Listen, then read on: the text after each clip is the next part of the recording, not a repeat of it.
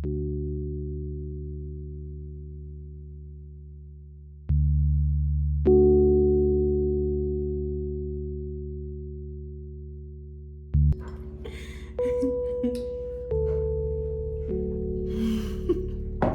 you tell me your name and age? My name is Deja. I'm 27. Thanks for being part of this brand new segment, Deja. Sweet tea and conversation. Yes. So let's talk about your childhood. Where did you grow up? So I grew up in Raleigh, North Carolina. Okay. And talk about one or two moments from your childhood. Okay, well, I'll give you two to kind of describe a little bit about me. So, as a child, I was very quiet and timid. Let's see.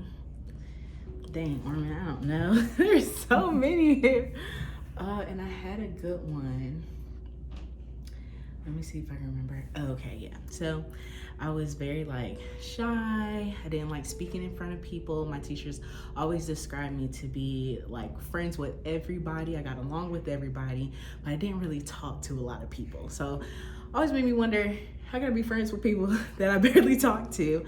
But I would say, to kind of describe my shyness, is I went out the way to play hooky in, I believe it was 3rd grade. For drama, we had to do a short 2-minute little monologue, or we could have done anything, recited something from our favorite movie. I wanted to do, actually not 3rd grade, it might have been 4th or 5th grade. I wanted to do a song from my favorite movie, Cheetah Girls. But I was like, I cannot do it in front of my class. People are gonna judge me. I can't really sing that well. So I decided to miss the bus. My bus stop was a couple houses down from our house. And so I walked very slow. Our bus driver did not wait for anybody. So I walked very slow. He drove past me. He saw me. He stopped. He kept going. I hid behind a bush, came home, and I was like, Mom, I missed the bus. No, it wasn't hooky. I purposely did that. That's what it was. I told her, yeah, I purposely missed the bus so I would not have to go to school. And so my mom was like, you know what, it's okay, because she wasn't even going to work that day. So I got to stay home. Well, I go to school the next day. Lo and behold, I got my specials mixed up.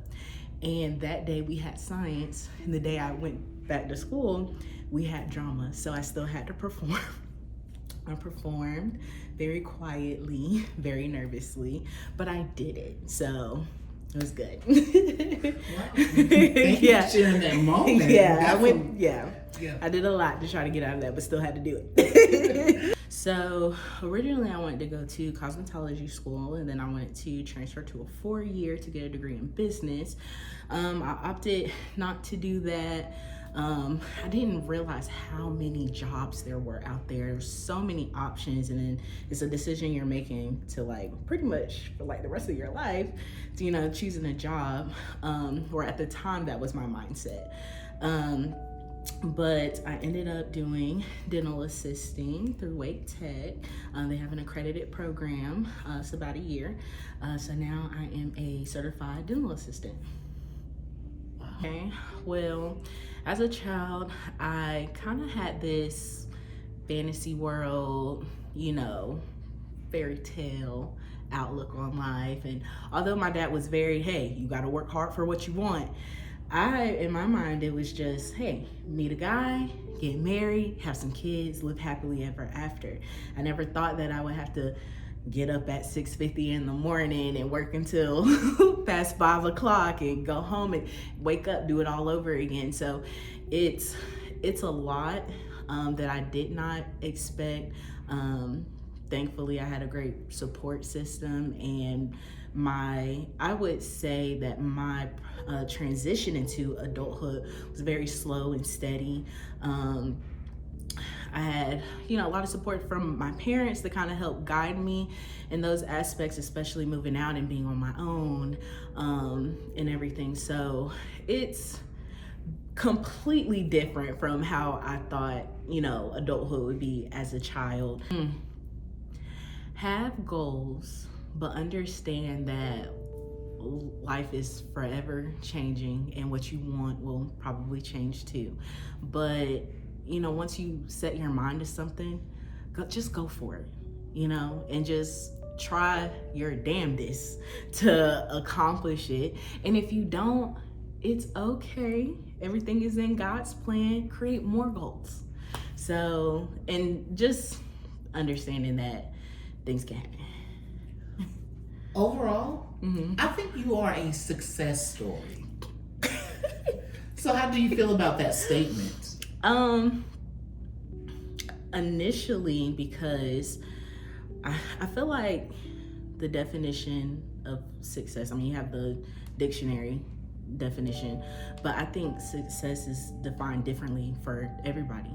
For some, it is like having children and getting married, and for others, it's having that 6-figure job and making sure that money is coming in. So, and I would say, before I was very like, hey, once I finish school and I have a job and I can be able to provide for myself, that's successful. But now for me, it's more of the bigger picture, happy, with the job that I'm working or career path that I'm taking, and, having love and somebody to share, all life's ups and downs with. Like, that's how I define being successful. Okay. So, as I've gotten older, I've realized that you can plan all you want and rarely do things happen in the timely fashion that you hope to. And like your expectations, like everything can get all mixed up. But just remember that God has a greater plan, bigger than your wildest dreams. And that's why, like I said earlier, have goals, because goals can be met at any point in time, and just because, you get derailed and have to take a detour on your journey, that doesn't mean you still won't reach your final destination. So it's okay to accept and be honest with yourself of where you're at, especially if you're not happy, because that should only propel you forward to get to a place to where, you are happy with where you're at in life and everything. But things are going to happen. Things, that you don't expect are going to happen. And, sometimes you got to take it on the chin, but don't let that discourage you. Keep pushing.